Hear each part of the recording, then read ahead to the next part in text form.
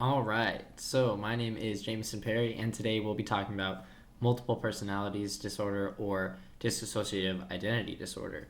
This is mentioned briefly in Ramachandran's Phantoms in the Brain in chapter 11 when he mentions it as a scientific anomaly, in his opinion. Now, according to the DSM-4, DID is roughly characterized by a disruption in consciousness and the presence of two or more distinct identities or personality states, also referred to as different emotional states, alters, or dissociative identity states. Each of these states has its own way of perceiving, relating to, and thinking about the environment and itself. A quote from Ramachandran in his book is, "A second example of a genuine anomaly is multiple personalities disorder. To this day, MPD continues to be ignored by the medical community, even though it provides a valuable testing ground for the claims of mind-body medicine."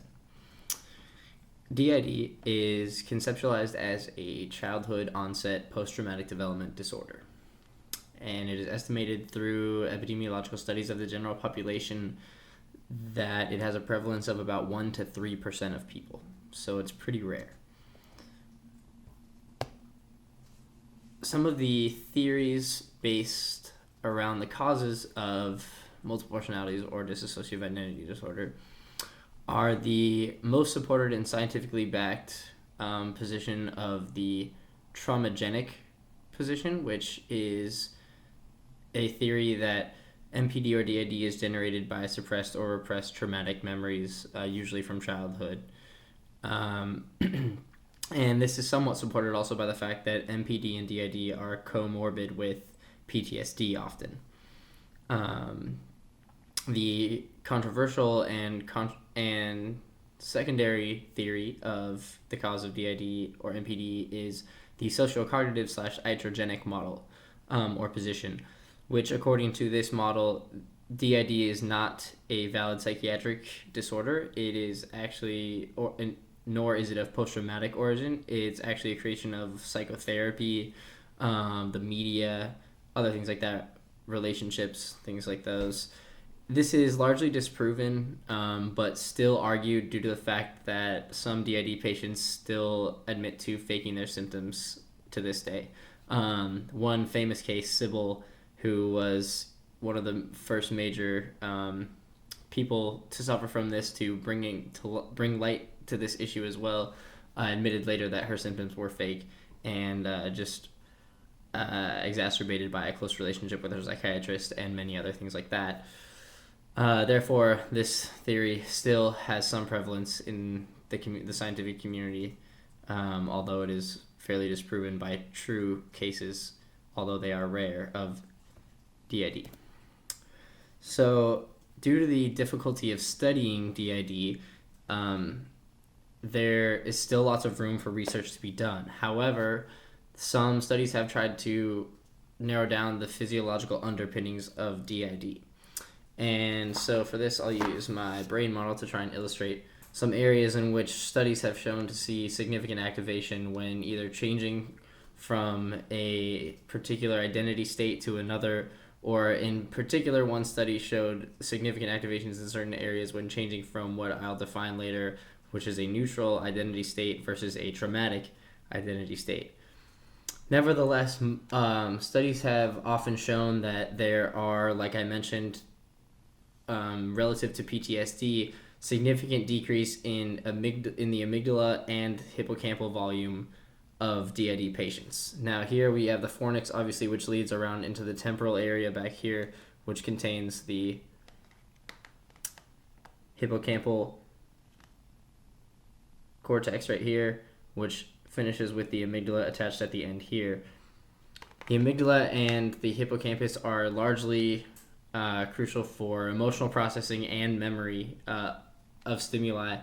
And there are other areas as well, like the medial prefrontal cortex as well as the dorsolateral prefrontal cortex here, particularly like this anterior cingulate here, which you see the cingulate gyrus above the corpus callosum, as well as areas like the caudate nucleus, which is part of the basal ganglia found here near the tip there, near the anterior end of the basal ganglia here, which you see go back, as well as areas in the PS, or intraparietal sulcus, which is back here, right here where this main vein cuts off, is where the the inferior parietal lobule and the superior parietal lobule also lie, and they have a large influx of cerebral blood flow, usually during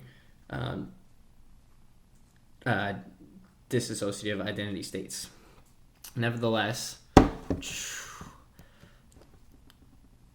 as I mentioned before, one study broke down the differential identity states into two different categories, which they defined as neutral identity states and traumatic identity states, like I mentioned before. The difference in these is that NIS, or neutral identity states, inhibit access to traumatic memories, thereby enabling like daily life function and people to go about their lives. So the difference between those and TIS is that TIS have access to those traumatic memories and particular responses to them. And so one study did a test and found that there was large differences in the cerebral blood flow to areas when in a traumatic state versus a neutral state. And the traumatic state showed large temporal activation, as well as basilar activation and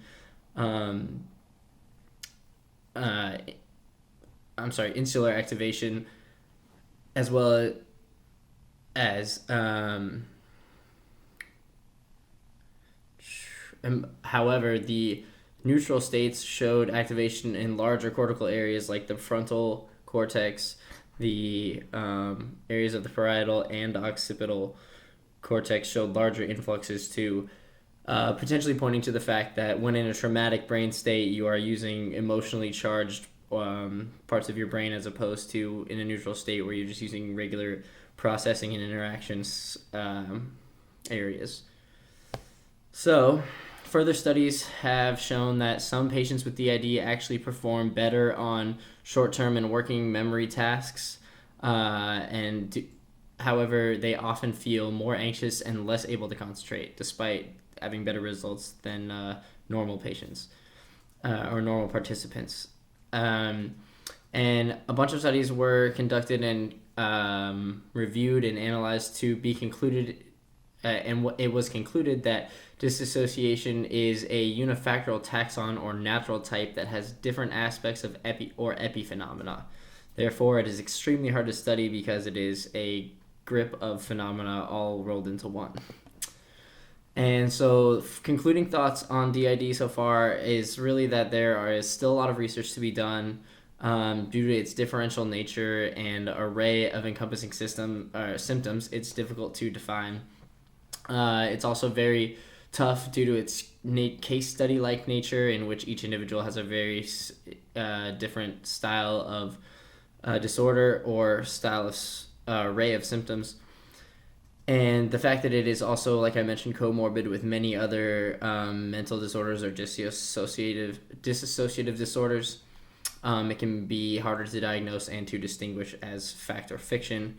And as I mentioned, there are iatrogenic origins, which are relationships or media perpetrated into a multiple personality disorder that is not actually true, but simulated through a relationship or perpetuated through other outside influences. Either way, that's most of the research that I've done so far. There's tons out there. I don't have enough time to talk about all of it. I've already spent lots of time. There's so much more. Make sure to check out the citations on my presentation, and thank you.